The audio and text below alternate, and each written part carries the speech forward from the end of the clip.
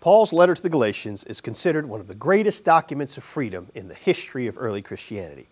With statements like, "For freedom Christ has set us free," and "You were called to freedom, so do not use your freedom as an opportunity for self-indulgence," we can see why.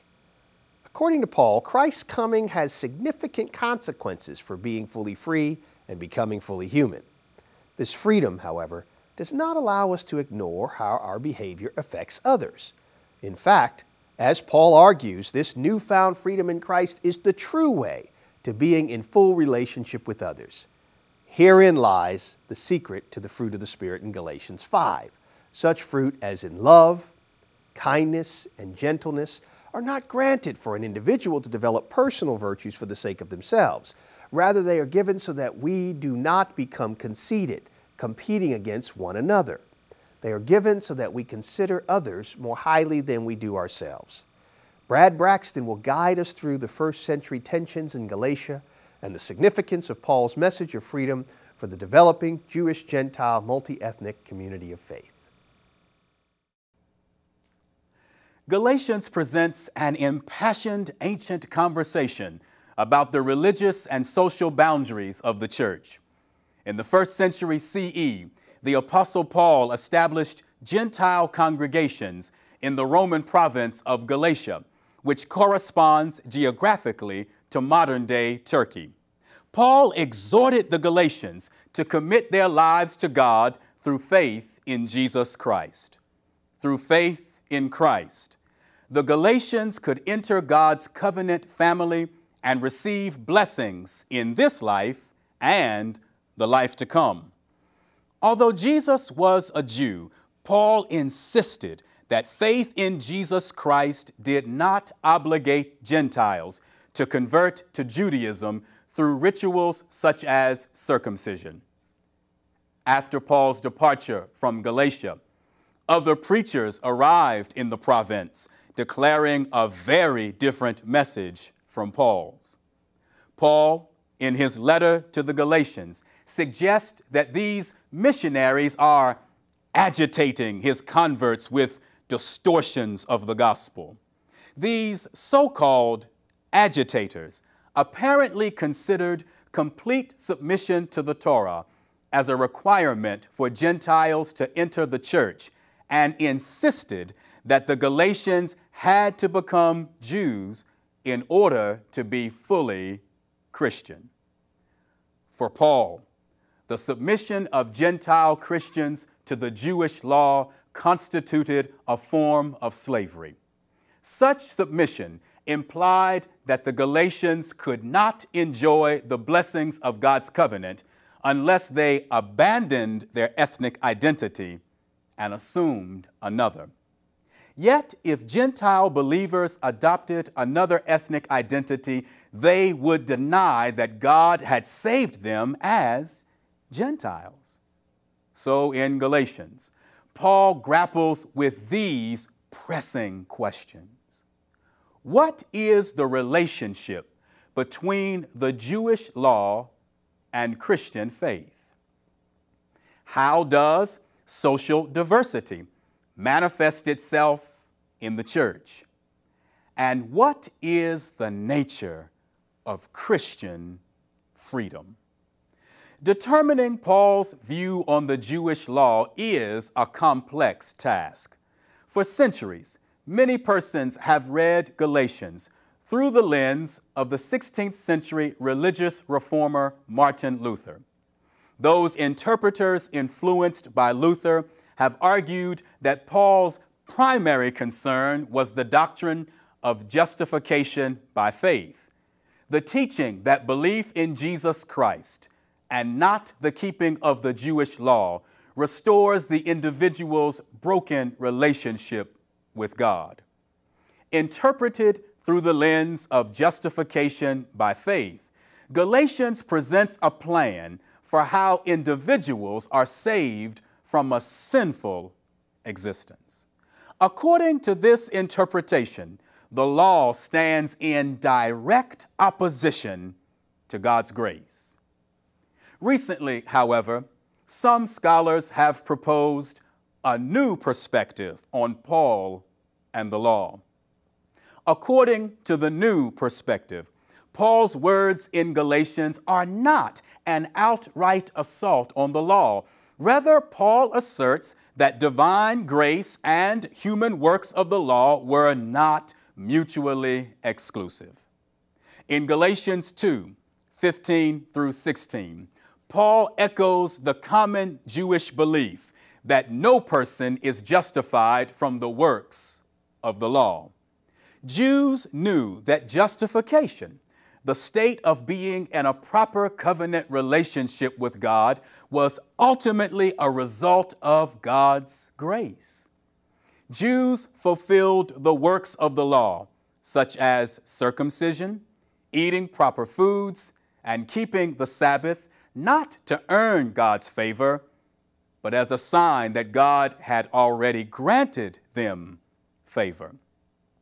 The depiction of ancient Judaism as a religion of works righteousness, whereby people tried to earn God's favor, is simply mischaracterization. The new perspective on the law claims that when Paul offers negative comments about the law, such as in Galatians 3, he is speaking generally about the effects of the law as they pertain to Gentile Christians, not Jews or Jewish Christians. Paul likely considered the law still to be binding for Jews and even Jewish Christians. But he is troubled by attempts to make the law normative for Gentile Christians. A preoccupation with the law causes Gentiles to misunderstand the universal nature of God's covenant, which persons enter through faith alone. In addition to this new perspective on Paul and the law, new views on the significance of justification by faith in Galatians have also emerged. These new views stress the social, communal realities in Galatians. For Paul, the doctrine of justification by faith was not an end in itself, but a means to an end. And that end after which Paul strived was the social and religious reconciliation of Jews and Gentiles, ethnic groups often separated by intense hostility. Through faith in Christ, Jews and Gentiles could overcome this hostility, thus allowing them to form a multi-ethnic religious community, the church. For Paul, faith in Christ provided access to God's grace beyond any narrow social boundaries. Since people could believe in Jesus Christ, regardless of their social identity, faith was the great social equalizer. Thus, justification by faith is more than a formula for the salvation of an individual believer. It is the principle that allows the church to express communal unity in the midst of social diversity. Regardless of our social differences, faith is our means of access to the God who has acted in Christ.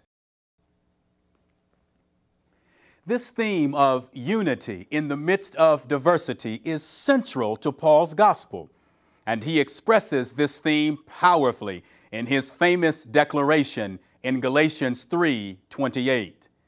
There is neither Jew nor Greek, there is neither slave nor free, there is neither male and female, for all of you are one in Christ Jesus.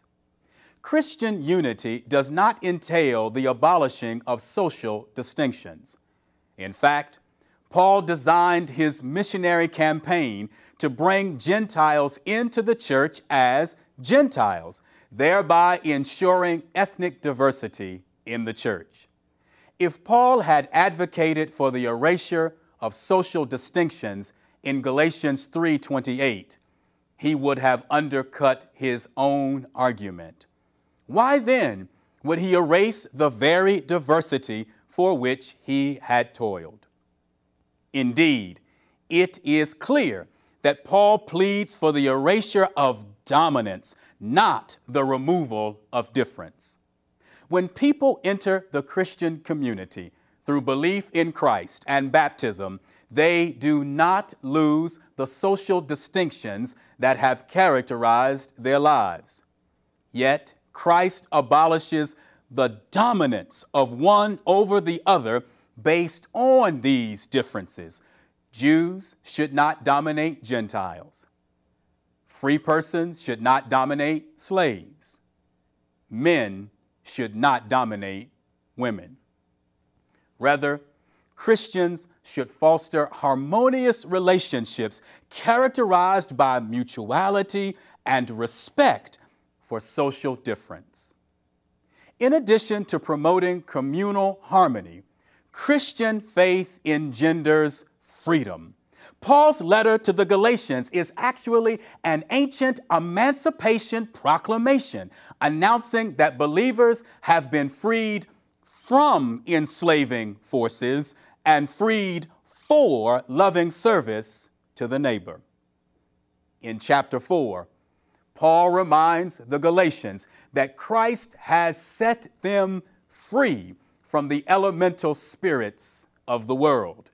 These spirits are demonic forces that enslave both Jews and Gentiles by creating social strife and prejudice.